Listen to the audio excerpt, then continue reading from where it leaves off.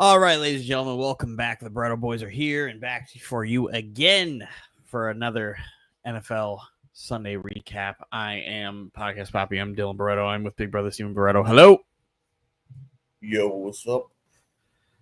We have a lot of people coming back to Earth today, Steven, after some week one performances where a lot of people decided to overreact. But week two has humbled them like no other week before. Starting with being humbled. Atlanta Falcons 22, Minnesota Vikings 6.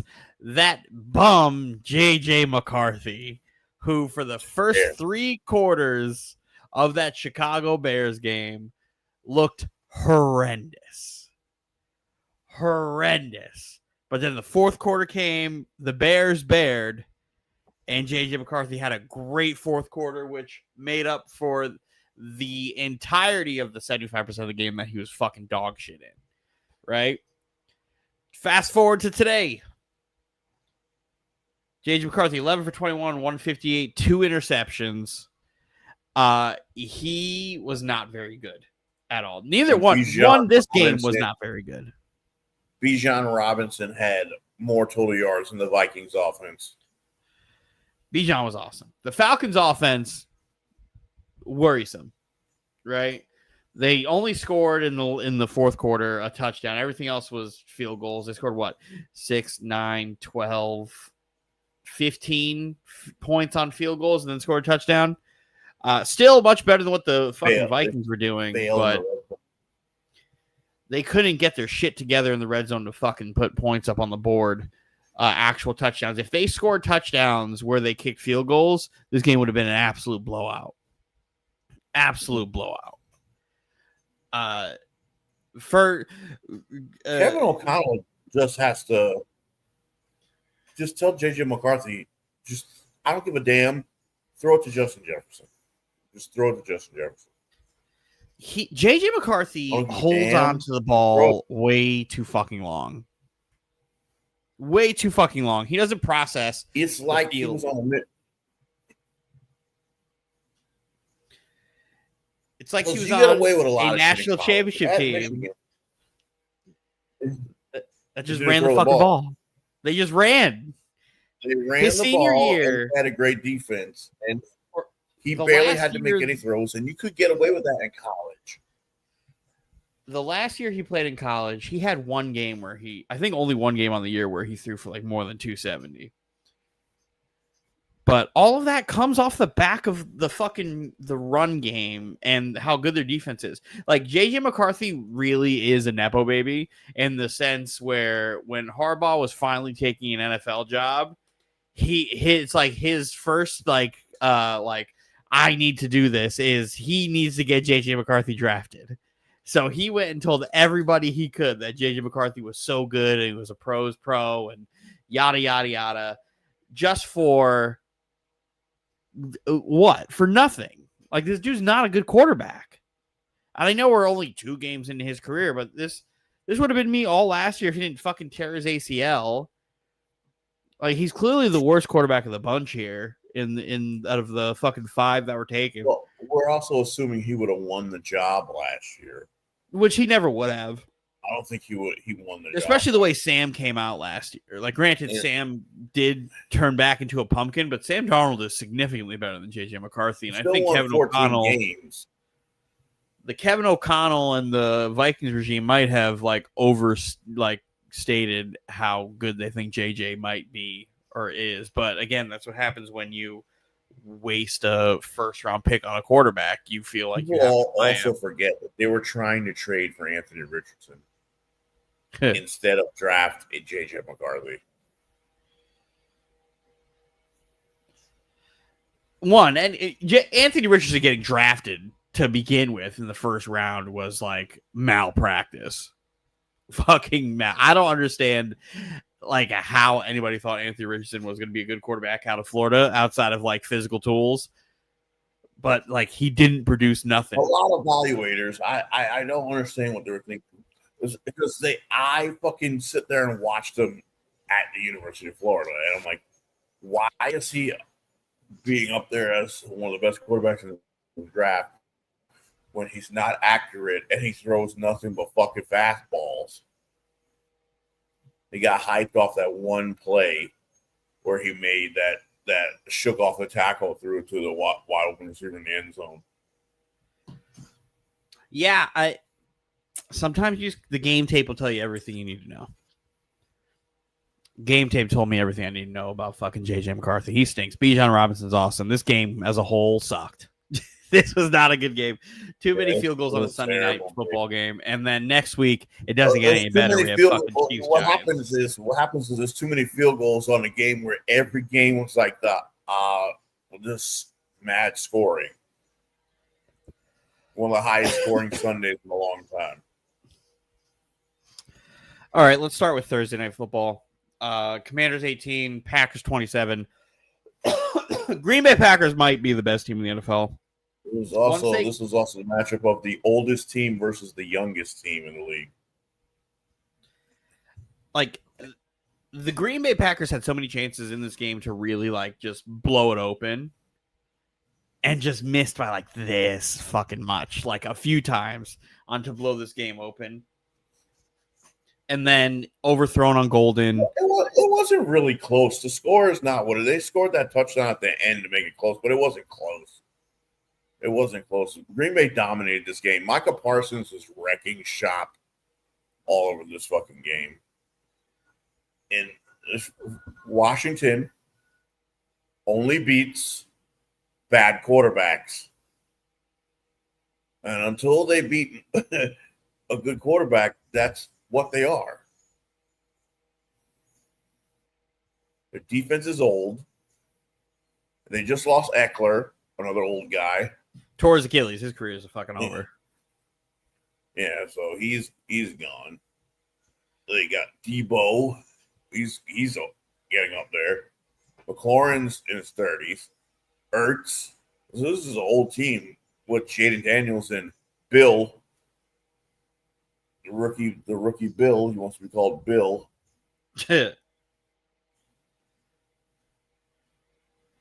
This Micah Parsons is a fucking difference maker, man, and he's still not playing every fucking down yet. But here's the thing: is like Dan Quinn's defenses does not play good against how Green Bay runs their offense. It's a run heavy, play action heavy team, and Jordan Love just picks them apart. And this is one of the teams you're gonna have to go see. Well, if we all think there's going to be some regression here in Washington, because the defense is old and it looks old on the field. And the Giants last week should have won, beat them, but Giants did what Giants do. They lose. This Green Bay Packers team is very fun to watch because they're a very balanced offense. And Jordan Love's going to figure out how to get Golden the fucking ball, which fantasy-wise I need. Well, they just keep throwing receivers out at you. And then Tucker Kraft is coming on his own. He's going to be tight end number one in fantasy. He keeps getting touchdowns every week.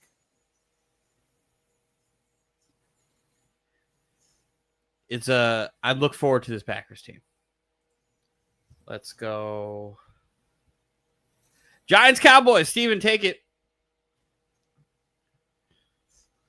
What you want me to take from this? This is I don't know what they're doing on defense in Dallas. It is the defense is just terrible. Russell Wilson turned back the hands of time on this defense. It's like nobody knew what they were doing. We were like, oh, this looks like a cover three. And then if you look what everybody was doing, it's like, is this cover three? Because I don't know what this guy's supposed to be over here if this is cover three. And no matter what they do, the safeties were never deep. I'm like, they're just running deep on you. You cannot let them run deep on you. Neighbors is going crazy. Russell Wilson going crazy, and then he turned back to the Russell Wilson we all know now at the end of the game. But it's just amazing that the defense is so bad they cannot get a pass rush. No pass rush whatsoever. The thing, I'm in the fucking group chat. One guy on their team. And Anthony right now is really saying, he's like, there's a real chance the Chiefs go 0-3. And I'm like, to the fucking Giants? To the fucking Giants? He's like, oh, yeah, you saw Russ cook today. I'm like, the weakness of the fucking New York Giants is their offensive line. Point blank, period. They have one of the 5 worst offensive lines in football. And with that being said, the Cowboys still couldn't get a pass rush on him. And it allowed him to cook. And one lineman had fucking four penalties on one drive and got benched. Like, I don't understand this. Like, the Cowboys stink, right? Point blank, period. Cowboys stink. If the defense is going to give up 30-something points to the fucking Giants, I don't know what the fuck we're doing here. But there's no way this is like sustainable. Like, your corners are good, but they can't cover everybody for fucking ever, and you also didn't have Deron Bland today. So it's like they shut down AJ Brown and Devontae Smith, but the Malik Neighbors and Wan'Dale Robinson go off. But Anthony's boy Dak breaks one of Brady's records for most wins consecutive against one team. It was 14th consecutive victory over the New York Giants. And then the crazy thing is, George Pickens keeps getting pass interference penalties. Yeah. And then he does something stupid, and then he does a offensive pass interference. And they might have found something in Javonte Williams, but they need to just bench Miles Sanders and put Jaden Blue in. Like, Javonte Williams needs more carries, and Brennan Aubrey, ever since he come in the league, is like the best kicker ever since he's been in the league. It's multiple 60-yard kicks. And the fact that they ran the ball on that third down, to run the ball to get the clock down, and we're just going to run it right here, and then he just drills a 64-yarder and send it to overtime like it was nothing, like Steph Curry.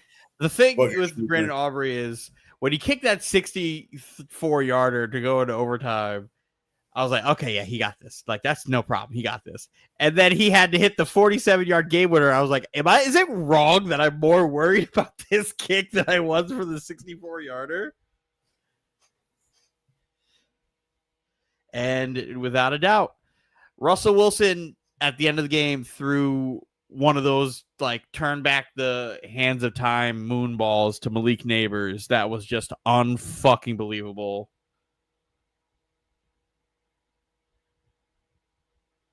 It's not even just that. for it's him like, to. All right, Dak throws a touchdown pass with like 50 seconds left in the game. And then the fact that it took like 20 seconds for them to score a touchdown and then just barely get over midfield to make a field goal that was a chip shot, apparently.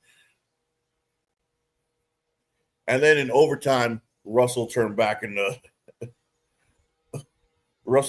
the kitchen and do what he does best, burn all the food. Because he was terrible in overtime.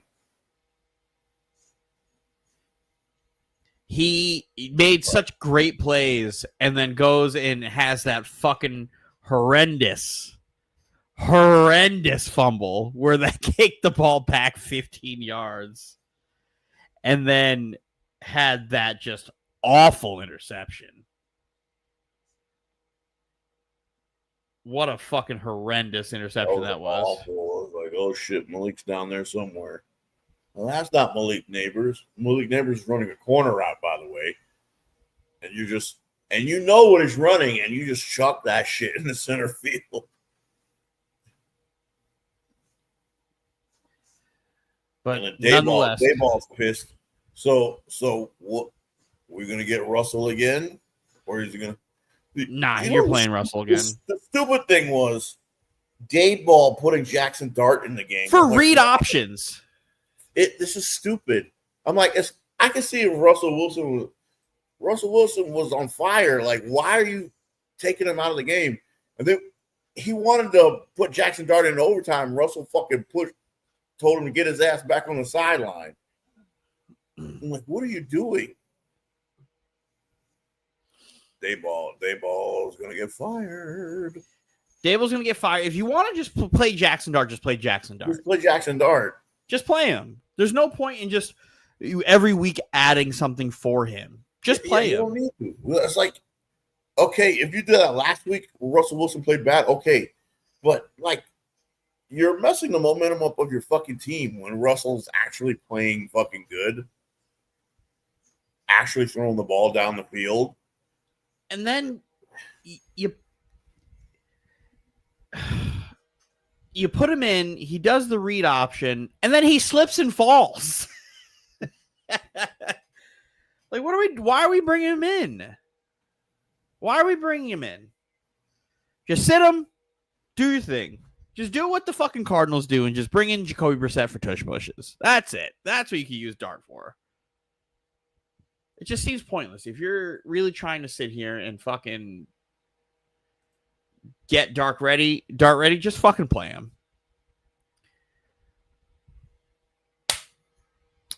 The theme of this week is people coming back down to earth, being humbled a little bit. Exhibit A or Exhibit B. Aaron fucking Rodgers was horrible. Bad this game. We haven't had a nominee yet for the weekly Tua Tagovailoa Ass Player of the Week. I know we didn't nominate JJ McCarthy, but I would like to extend to you the nomination for JJ McCarthy. He's nominated Ass Player of the Week.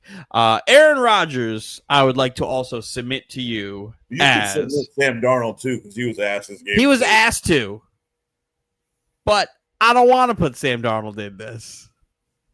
I want to put Aaron Rodgers because we need to highlight Aaron Rodgers. And the returner that didn't realize that's a live ball.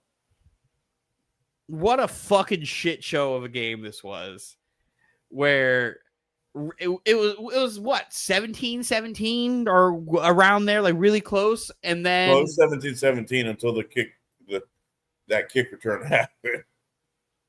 And it just bounced off nonsense. Nonsense happened. I'm like, I can't believe this is how this game is going to end up being won. And then as we go down, Sam Darnold made a beautiful throw to fucking Jackson Smith and Jigma and Jalen Ramsey for fucking like 35 yards.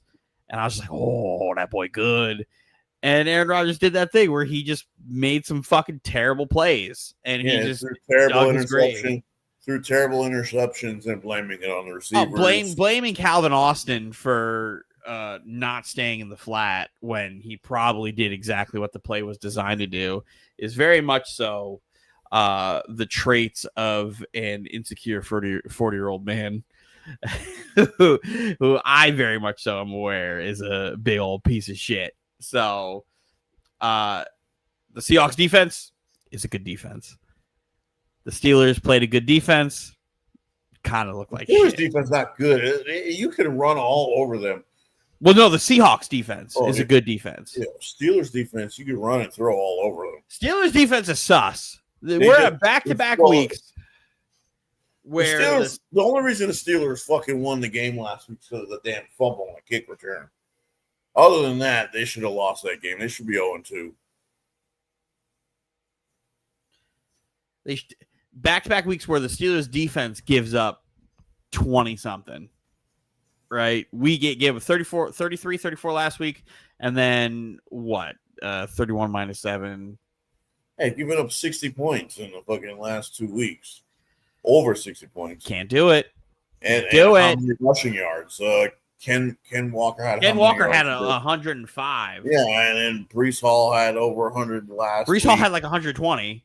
And then, yeah, and how many did Fields have last week? Oh, too? Fields had 50 or Yeah. 50 something. And they can't stop the run. They can't stop the run, and they brung in 2 washed corners to stop the pass, and they can't stop the pass.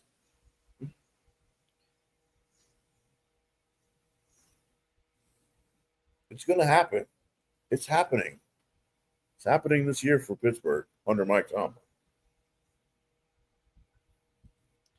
Rams Titans. I didn't get to watch a lot of this game. I did see Cam Ward's ridiculous touchdown pass, though, where he just broke out of the pocket, rolled left, and then rolled out right, and just showed his like ridiculous arm talent to hit the fucking go right, throw left, cross body to the wide receiver. Oh, Matt Stafford discovered Devontae Adams this game. Mm-hmm. And Puka had like a nasty like end around like fucking like 40 yards. We're just gonna run it. Tennessee's defense fights hard, but the offense is holding them back. And it's not the rookie quarterback that's holding them back. It's everybody else. Everybody else. The line. Because Cam Ward is awesome. Cam Ward, again, another week where he is as I don't know how long this coach is going to be here because the owner, let's see how long she fucking puts up with this shit. They need the whole ring because Callahan's an idiot. He's got to go.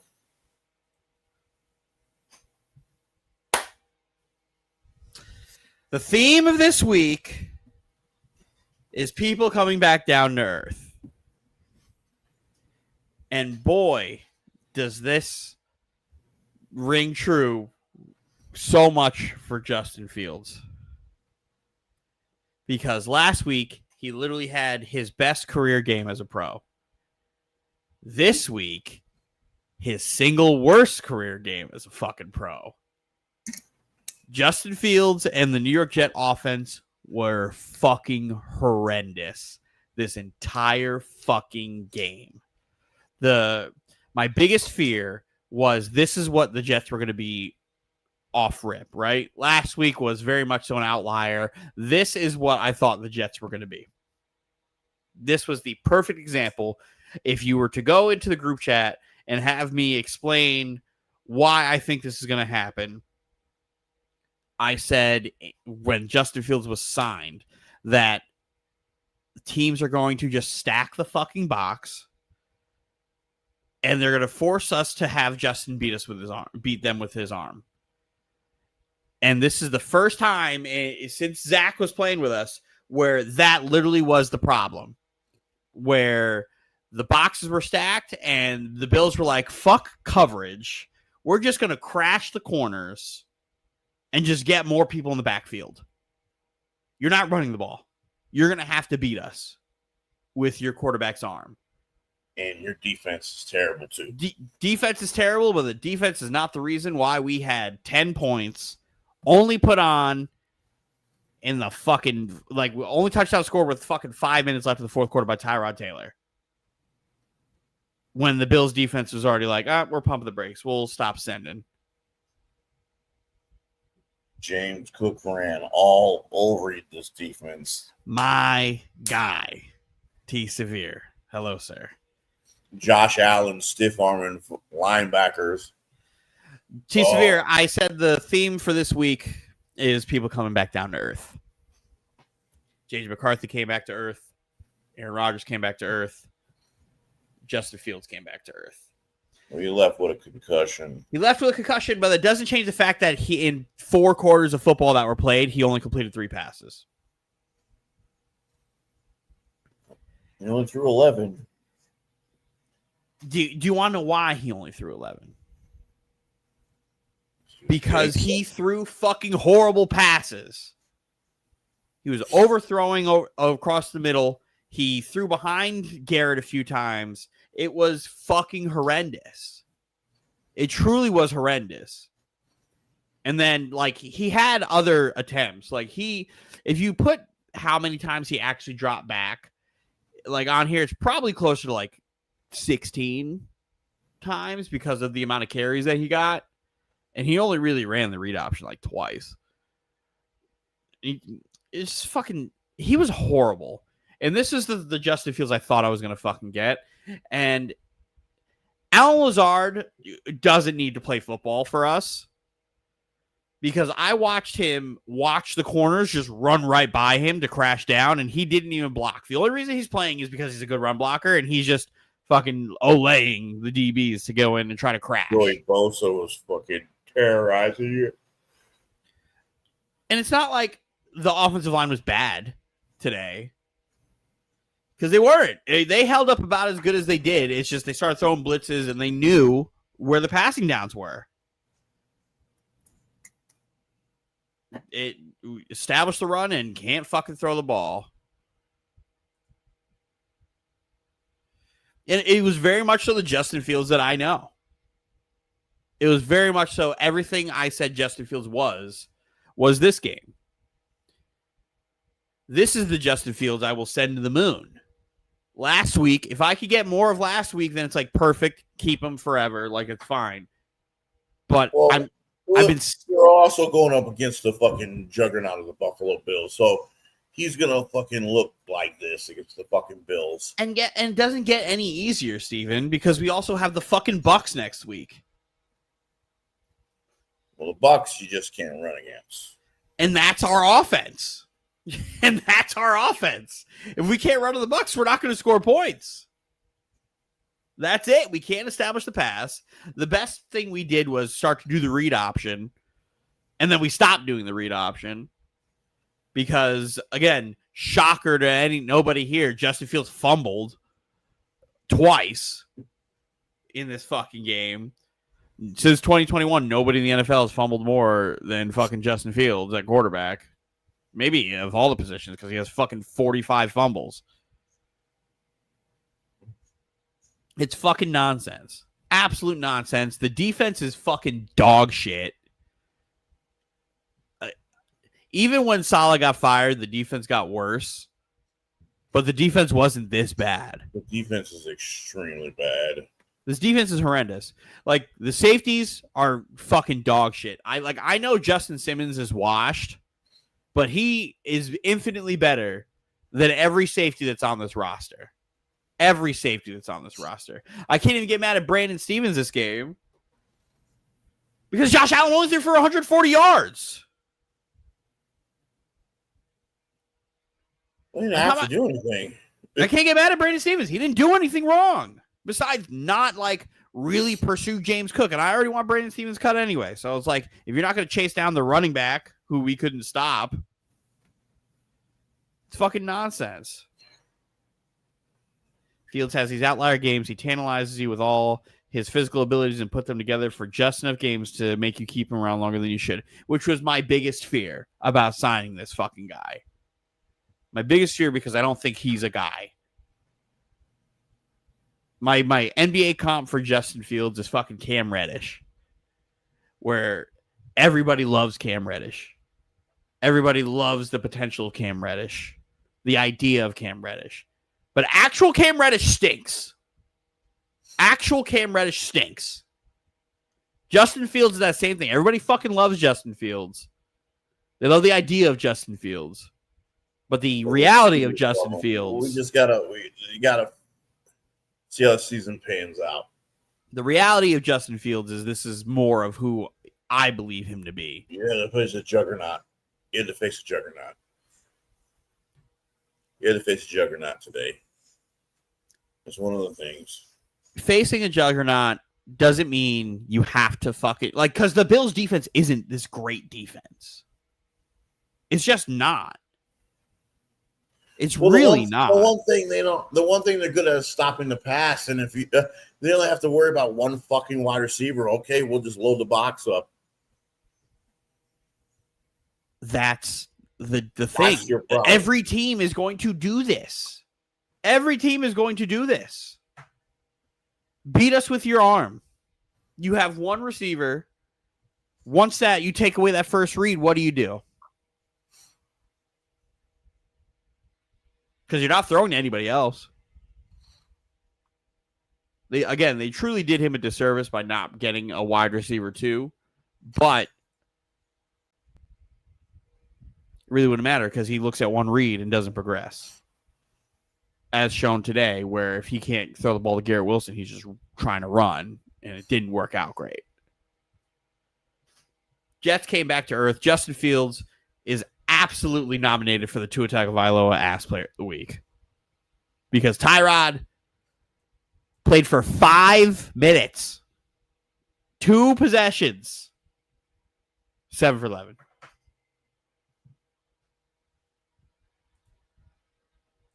I fucking hate the Jets.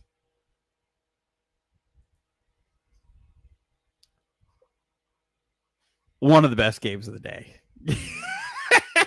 The absolute nonsense of these New England Patriot Miami Dolphin games year after fucking year is something that I can appreciate. Because this game was won and lost by both teams like 4 times in the last 5 minutes. Back-to-back punt return, kick return touchdowns. Who wanted to give the win away more? It was the Patriots or the Dolphins? And the Dolphins, with their penalties in the worst times. Tua Tagovailoa turning the ball over. A-Chain has an incredible run. It turns out he stepped out of bounds. Next thing you know, it's fucking penalty. Out of field goal range, out of touchdown range. And when you think, I'm like, oh my God. Then he throws an interception. And then the fucking back clock management where they decide to go throw a pass and it's incomplete. I'm like, what? And then Miami having a timeout would have mattered, but eventually, we ran out of plays and ran out of time.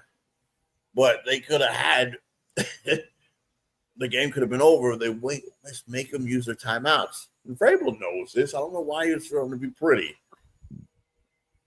Those of you who have bet money in any of the gambling things and have Mike McDaniel as your first coach fired, it's happening Thursday night.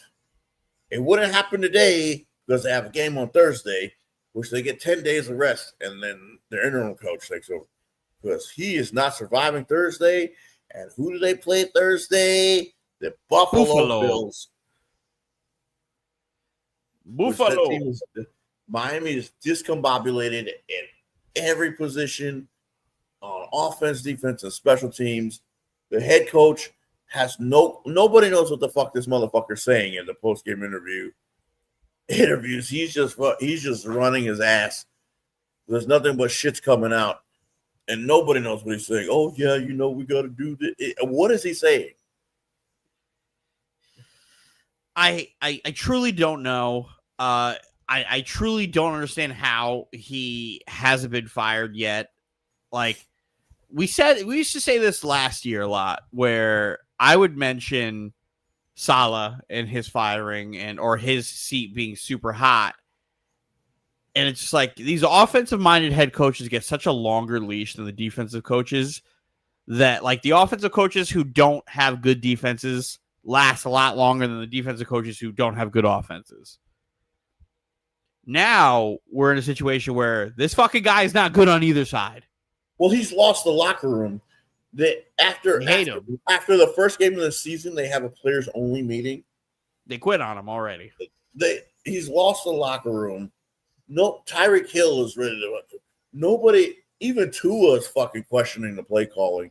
This guy, what he does, he's a fucking nerd who just sits back and draws plays, but has no reason or doesn't know why it works. He's just dishing out plays. He's a fucking DJ. He's just playing tracks, whether you like them or not. He's just playing tracks. I don't get it. He's designing these plays that don't work. He's designing these long, drawn-out fucking offensive plays. Like, I get it, you have speed, but at the same time, your offensive line sucks. So you're designing these plays for bombs, for fucking bombs. And Tyreek Hill hasn't caught a pass over 30 yards since week 1 of last year. Like, there's no point in this shit. Well, I told you beginning before the season, this Miami team is going to be ass. Oh, they're fucking terrible. Ass. It's terrible.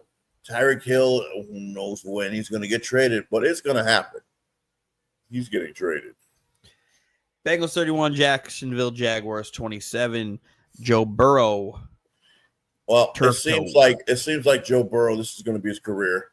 He's healthy 1 year, and he's injured the next. It's rookie year, out. Come back next year, Super Bowl, then next year, out, back, out. Last year, boom. This year, he's going to be out with turf toe and torn ligaments. At least they said it's going to require surgery. He's going to be out for 3 months. But the Cincinnati Bengals, Jake Browning, and this team still figure out a way. The Bengals should have lost this game on a bogus pass interference call on Travis Hunter, which is bullshit because Travis Hunter defended that thing. It was no pass interference. And of all the things to call pass interference, at least if it's on Jamar Chase or T. Higgins, on fucking Yoshi Vash, and it wasn't even pass interference. Like, that's what cost Jacksonville the game, was pass interference. The first time in a long time we've seen a fucking offsides on a tush-push play or a QB sneak called on the fucking half-yard line. I was like, oh, shit, they actually called it? Because you could call it literally every fucking play. We'll get into that later, but Brian Thomas Jr. scared to go in the middle of the field to catch the ball. He has like 4 or 5 drops, all in the middle of the field. Granted, one of them was above his head, but the other ones were in his chest because Trevor was throwing him too high, and Liam Cohen's like, his chest, and Trevor's like waving him off, like, no, he's right. Yeah, I saw this that. Is your fucking coach. His chest. But then he's throwing him in his chest, and then he's dropping him in the middle of the field. Like, come on, man, you gotta. There's a difference between touchdowns and field goals. Because you take away that BS pass interference, you guys won this game. Alas, they did not. Where are we? So Saints Niners. I didn't watch this game at all. But then I saw Mac Jones it's like we always say with San Francisco, all they need is a quarterback back there. It was Mac Jones and Brock Purdy. I really couldn't tell them apart this game. If you ask Anthony, Mac Jones is significantly better than Brock Purdy. Anthony, also somebody who really thought Brock Purdy was really fucking good at one point, but is also a Mac Jones defender too. And I told him they both fucking suck. The problem is the Shanahan offense makes guys look good. Especially when Christian McCaffrey is available. McCaffrey's available. What Juwan Jennings played. Like the only person who really missed today was fucking Kittle, right? Yeah. So they had a full offense outside of Kittle. Well, as long as McCaffrey's there, McCaffrey's the key. Yeah. McCaffrey's a receiver. When McCaffrey don't play, then now you're down like why they struggled last year. It's like you're down another receiver because you can run with him and he's an extra receiver on the field. That threat of he's the mismatch. You're gonna put a linebacker on him. He's gonna toast him. You put a DB on him. He's gonna run through him. If Brock Purdy played this game, it would have been the same. Like, I truly don't believe it would have been any different at all, because they're kind of the same player, if we're being for real here. But Saints stink. Like, we can't say the Saints stink, but they're hanging around, which is hilarious. They're hanging around. In all actuality, they easily could have won. They easily could have won the last 2 games. In the actual, the real shit here, around. Do the Saints stink or are the Niners really not that good? Well, listen, because who beat the Cardinals too? Yeah, but we said this. I said this, but before a game was played, I said wins are going to fluctuate because the NFC West is playing both Souths, so they're going to get extra wins they shouldn't win. They're going to get more wins because they're playing teams that are worse than them, and that counts. And people are like, oh, they won those games. Yeah, but who you play matters. And if you play a bunch of shitty teams and you get cheap wins off them, that's when, oh, this team has 12 wins. Yeah. And then when they go to the playoffs and get roasted by one of the better teams, you're like, I don't understand. I'm like, yeah, they played the AFC South and the NFC South. It's you have to play who's in front of you, but who you play absolutely matters. Yes. Because not all wins are created equal. Not all wins are created equal at all. Like a win is a win. Your record will say you have wins, but your quality of win stinks. Yeah. So if they beat up on the Saints, and you beat up on the Panthers, and then you beat Tennessee, and then Tampa Bay comes along, which is the better team in that division, and you fucking get roasted by them, then we're like, oh, you know what happened? Yeah, because you have to beat the good teams too. That's the separation point. Or if you lose to them, if you barely lose and you show up and fight, okay, well, can't wait to see the matchup next time to see if it happens. But this always happens. Some teams come out of nowhere and be like, oh man, this team's got a bunch of wins. Yeah, who they play? And they played nobodies, which is on the schedule. You can't help it. And then when they play somebody that's in the playoffs, they get the playoffs and get blown up by 30 points. You wonder why. Ravens 41, Cleveland Browns 17. Shocker of a game, truly. The Browns beating up on the Ravens beating up on the Browns. Who would have thought? Also Joe Flacco's first time returning to the crab cake. He hasn't played there as a visitor. I didn't. It's also either. It's also time. Cleveland's defense is keeping them in the game in the beginning when Flacco was just terrible. So it's time. Here we go. Now you have to bench Flacco now. I see that they played Dylan Gabriel today. Was it actually playing Dylan Gabriel? Did they bench Joe Flacco, or did they just pull him because it was just the game got away and they wanted to get Gabriel reps? The game got away. But they should. No, if they benched him, they ain't bench him. What that needs to be,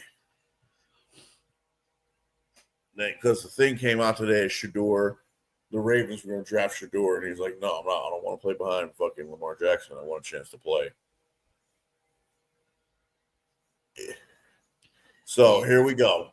Now we're going to see Dylan Gabriel, and then Shedeur is going to move up on the depth chart too.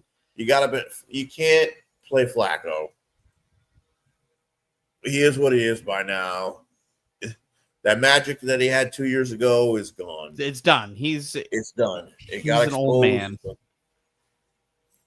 He needs to retire. So what?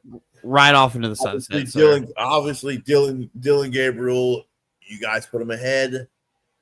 So let him do it.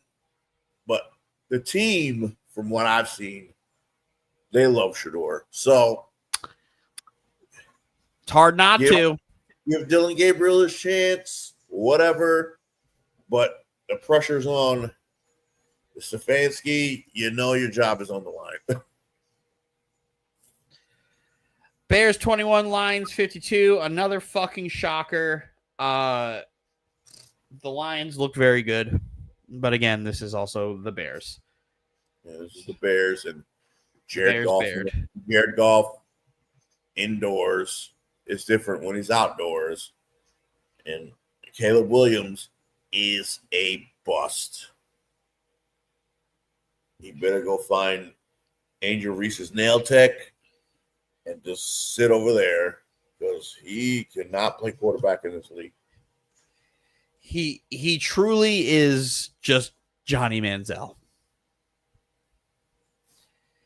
Which sucks because I thought having Ben Johnson would help fix some of the fucking stupidity that goes in his head.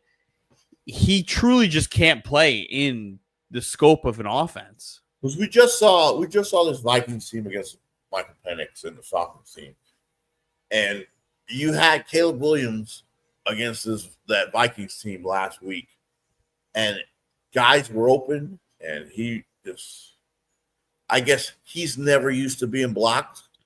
He's always used to running around, but you can only get away with so much in college. You can get away. You can't get away with that same shit once you approach the National Football League. It's different. You are not having a janitor or somebody as a teammate. It's so frustrating because of how big of a Caleb Williams fan that I am. But like we said this when Caleb was coming out, where it's like he's elite off platform. When it comes to just creating out of the script, running around and trying to make throws, there's really not many better than him. He makes better throws running, fading horizontal to the floor, running out of bounds to a receiver than he does just standing in a clean pocket. Him running around today and just throwing it deep instead of like throwing it away and just throwing it to the safety. It's the maturity.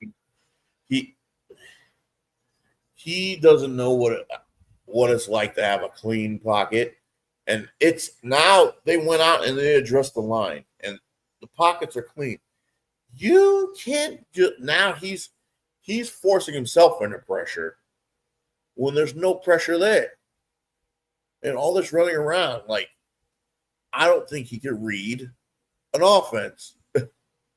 He can't go through reads. It's so crazy. If his first read's not there, he's just running around. It's so crazy that they went from Justin Fields, who they felt they had to give up on because he couldn't progress through his reads, and the new regime didn't really want him anyway. I think they really tried to sabotage Justin Fields this time in Chicago. But they gave up on him to go and get the blue chip guy who also is giving them the same fucking problem. Where it's just he's not progressing through reads, but Caleb makes stupid decisions. At least Justin Fields doesn't make horrendous decisions. Justin Fields just fucking fumbles a lot. But Caleb is like an actual stupid person. An actual stupid person.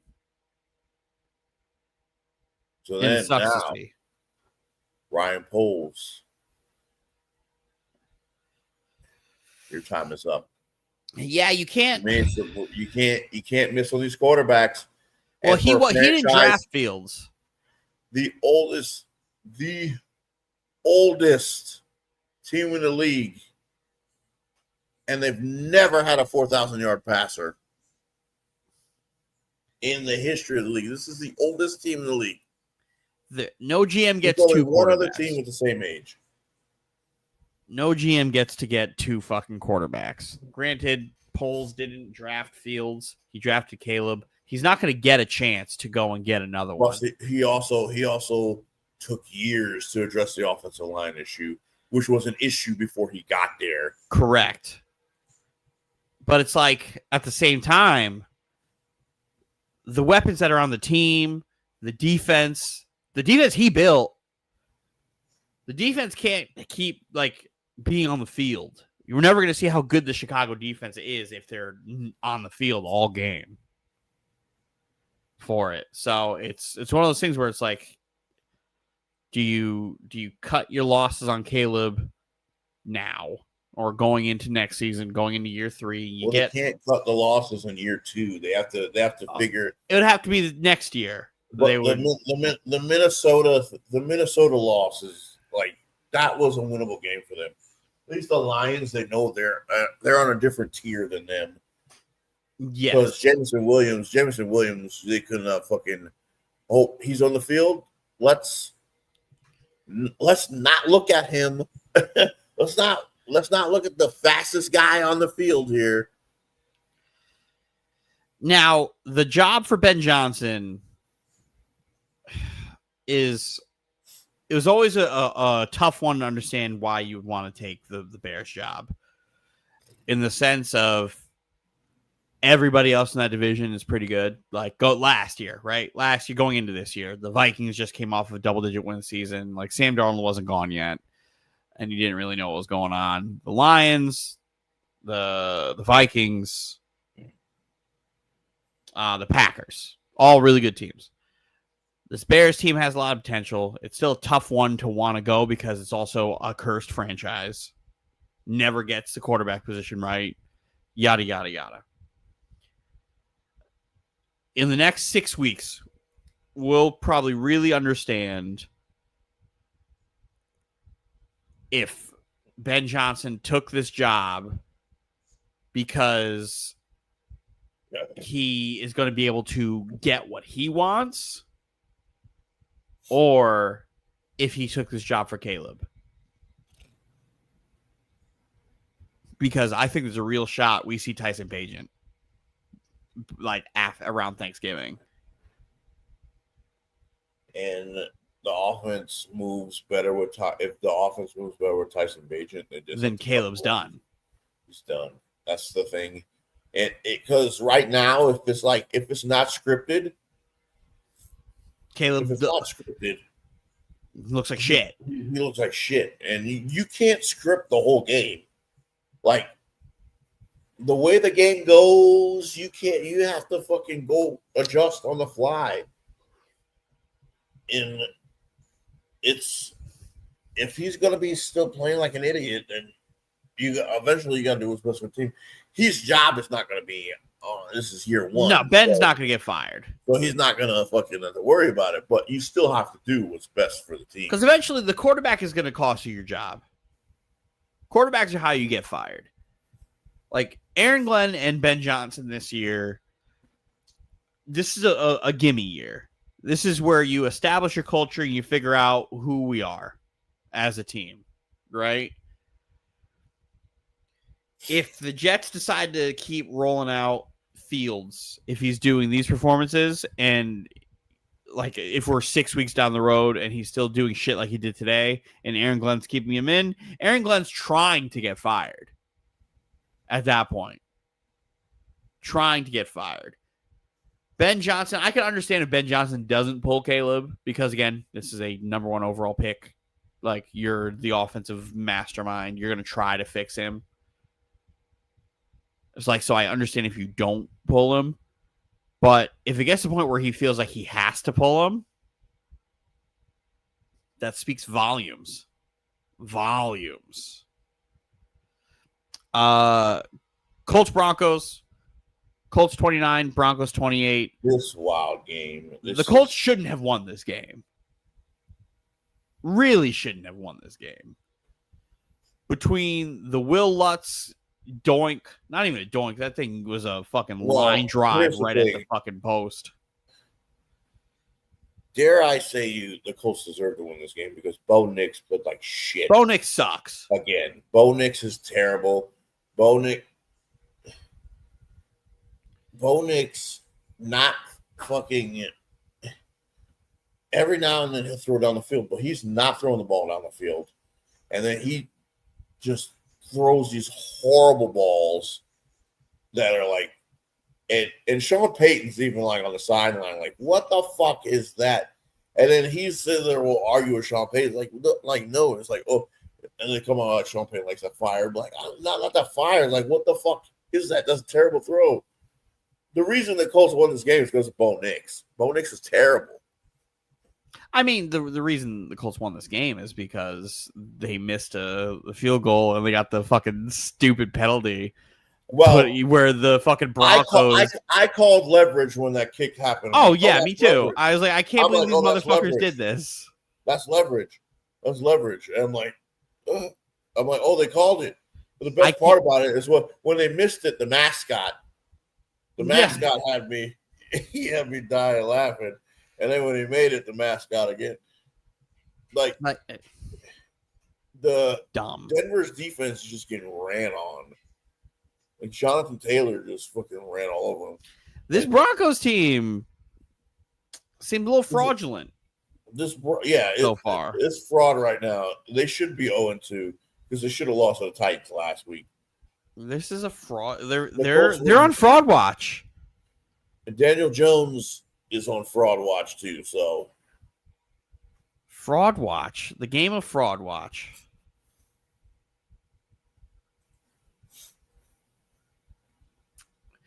Another fucking wild game.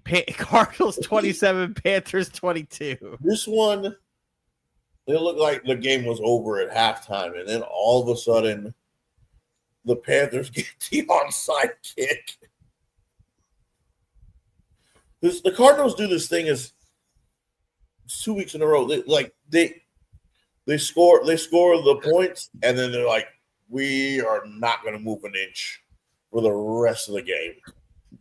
Like, we're not moving an inch. No running back's going to run. We're not going to target Marvin Harrison Jr. We're going to stop targeting Trey McBride. We're just going to keep punting. I don't understand the Cardinals offense at all. They scored 20. It's like 27 to 3, and they just stop moving the ball. They just stop moving the ball. Nothing. Everything happens, and then so Bryce Young just gets hot. There's all these receivers that are dropping the ball. Now they're catching them, and they score a touchdown. And they score another touchdown, and they get the fucking onside kick. And then they just melt down. They just can't protect Bryce Young at the end of the game. As a Kyler Murray fantasy owner and a Trey McBride fantasy owner, throw Trey McBride touchdowns. Remember that, and listen, Kyler Murray is fucking short as fuck. He stands next to Bryce Young, and he looks like a midget. And they're supposed to be the same height. Get the fuck out of here with that shit. Kyler Murray and I are the same height. And Bryce Young is not much taller than they call Bryce Young short, right? And I'm like, he stands next to Kyler Murray. I'm like, Actually, I'm taller than Kyler Murray. The fucking, and I'm 5'9". They're supposed to be the same height. Get out of here. I'm fucking 5'9". Like, what are we doing here? They shat on fucking Bryce Young for being your height. Meanwhile, he like towers over Kyler Murray. He towers over Kyler Murray. I'm like, there's no way. He's listed at 5. Kyler's listed at 5'11". I'm like, there's no way. Because I seen him. All right, Russell Wilson is 6 feet, and fucking Bryce Young's 5'11", and they tower over this motherfucker. I'm like, there's no way those guys, who one is 1 inch shorter, and then one they're supposed to be the same height, and Kyler Murray just towers over him. Eagles 20. Kansas City Chiefs 17. This was a chippy one. Also a much better game than the fucking Super Bowl. Oh, yeah. A much better game than the Super Bowl. Pat has decided he's in his Cam Newton era, where he has decided to just run over guys. He's not about sliding and getting out. He's dropping his shoulder and running guys over. And it's a beautiful thing to see. We love an aggressive quarterback like that. But, boy... Well, the tush push is getting banned next year because the one thing is it's illegal formation every time. For some reason, I don't know why the refs refuse to call it. It's always illegal formation. It's always offsides. The center is offsides every time. Today is the first time I've actually seen them call fucking offsides on it. And then they slowed down one of the tush push plays by the Eagles where the guards were moving before the ball was snapped. It happens every tush push. First of all, before the ball is snapped, it is illegal formation. It's not even illegal formation. The center is packed as offsides every time. Every time. That shit is getting banned because the other teams they play this year that voted against it will vote it. And there was only 2 votes off. Because the refs don't know. The refs, I don't know why They're even the referees like, I'm done talking about the tush push. You guys are not calling it. Call it correct. It's illegal. He is offsides every time. The center is offsides every time. Shout out to Tom Brady. One, never thought I'd ever say that. They zoomed in on Gronk right before halftime, and Gronk was taking notes, and Tom Brady was just like, what do we do? What is Gronk doing? Gronk is not taking notes. I played with Gronk for like 15 years. He has not ever taken note a single day in his life. Somebody figure out what he's doing. And here's the thing. The Eagles offense truly isn't that good. The first time play caller, which I addressed last week, it's like there's no way you cannot get AJ Brown and Devontae Smith fucking open. Like AJ Brown last week had 0 fucking separation. And AJ Brown's like, oh, they zoned me out. I'm like, there are fucking routes that beat zones. There's no way the guy that's calling plays has no clue what the fuck he's doing. You have to run Saquon. Even like, does Mike still have that thing? Like, how many yards he's gonna throw? Oh yeah, it's not. We will have to check on that. I can't. Once the end of the year comes and we're like, oh yeah, he is very below that. He barely had 100 yards today. Barely. He had 101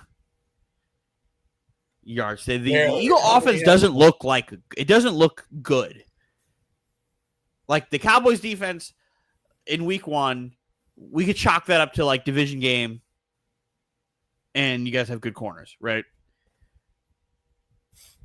Week 2, like the Chiefs have a good defense as well, but this team just won the Super Bowl against this team, where they beat the dog shit out of them.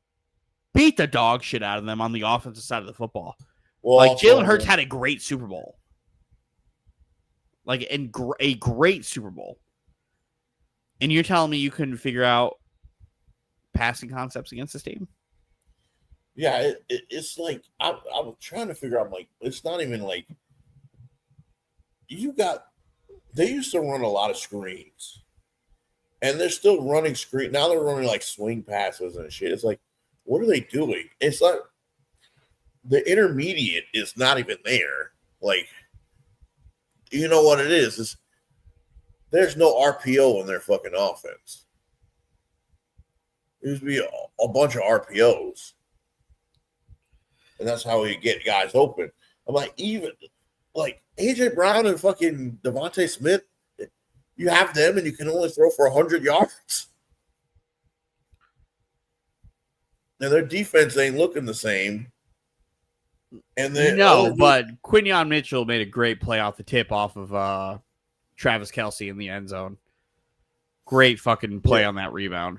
Kelsey's got to catch that fucking ball. Kelce absolutely has to catch that ball. He's not dodging the washed allegations. Yeah. Because I'm still on the 2 Travis weeks in Kelce a row, watch. the Eagles should have lost because of guys' names dropping balls. Like, you got to catch that ball. Like, he put it there for you. You got to catch it. Like, there's no reason he doesn't catch that ball. You're Travis fucking Kelce. You can drop that ball. Like the Chiefs 0-2. We're gonna start looking at this, but we'll see. I think we're fine. They get to play the Giants next week, which is good for them. Let's take a look at the schedule. So they got the Giants, the Ravens is tough, Jags, Lions is tough, Raiders, Commanders is tough, but they can win that game. They have a tough schedule. They actually have a very tough schedule. They have a first place schedule. That's what it is. They have a very tough schedule. Well, Steven, we have gone through the slate of Sunday. We have 2 Monday nighters. Bucks, Texans, Chargers, Raiders. Any predictions for these games? I think interested to see Bucks Texans. I think what Houston's defense against Tampa Bay's offense, how they're gonna play, because CJ Stroud is not getting, and his offensive line is terrible. And Bowles is gonna blitz the fuck out of him. So it's gonna be how well Houston's defense can hold up against Tampa, because CJ Stroud is, I don't know how he's gonna get the ball out. Yeah, I picked Houston to win that game. That's one of my confidence picks for the pod. Just because I had to pick last, because the fucking wheel randomized me last for my picks. So that I'm hoping for. I picked the Bucks solely on a Todd Bowles defense against a horrendous offensive line. I like Tampa this game, dude. It's the horrendous offensive line, and Bowles is going to blitz. Bowles is going to blitz the fuck out of that. How Houston always loses is you take Nico Collins away, and they crumble. So Houston's got to find out to get Nico Collins involved in the offense, because they have to get fucking CJ Stroud. They need to change their play concepts, because all of Houston's play calling is like long developing plays. It's just like Miami. Miami's fucking offense is all like deep balls and long developing plays. It's the same thing for fucking Houston. They don't have anything shallow or short at the sticks. Everything is fucking 15 yards down the field when you have no offensive line. Adjust it. You come from, their offensive coordinator comes from the same school of thought as Kyle Shanahan, because he's from the Shanahan fucking tree. Why are we not running plays like Shanahan? If Shanahan knows his offensive line's bad, they're doing everything short until you have to adjust so it opens up the top. Yeah, that's how you got to get Nico Collins involved. You got to get the ball in his hands. You have to get the ball in his hands. You got to figure out how to play around the offensive line. Granted, there's only really one quarterback I've seen in my life that with a bad offensive line still looks amazing, and it's Joe Burrow. But as we see, Joe Burrow is just dead all the time. Eventually he dies. Yeah, he eventually dies. CJ Stroud is not as good as Joe Burrow, so we can't expect him to do Joe Burrow things. That's not fair to Stroud. That's not fair to your organization. What you should be doing is, one, not trade away your best offensive lineman when you already have the second most sacked quarterback in the fucking league. And two, don't get your quarterback killed throwing the ball 20 yards down the field every play, waiting for something to develop. Chargers Raiders, Steven. What do you got? Well, Chargers, because the Raiders defense, Caca. They're not playing the Patriots. Sorry, ass this week. We're playing the fucking Chargers. And Harbaugh hates Pete Carroll. Oh, I can't wait. They hate each other. Can't wait. We love it.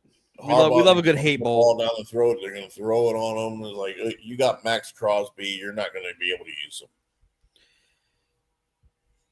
We love it. You got Max Crosby. I got Joe Alt. Yeah, they're we're going to run the ball at Max Crosby. Tackle the running back. Here's 3 different running backs that you're going to have to see.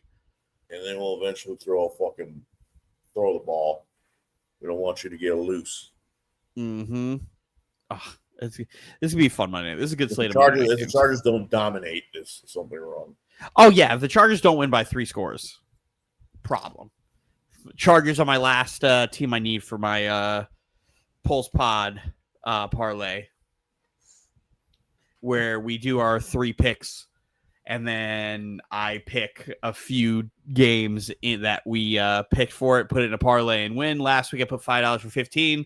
I took the winnings from last week's to put 10 down, 10 for 54, and so on and so forth. And right now I just need the Chargers. So, another successful week, Steven? No, we gotta pick a winner. Oh, the Chargers. What are we doing? Whoa. Yeah, we're getting there. So, another successful week in the books.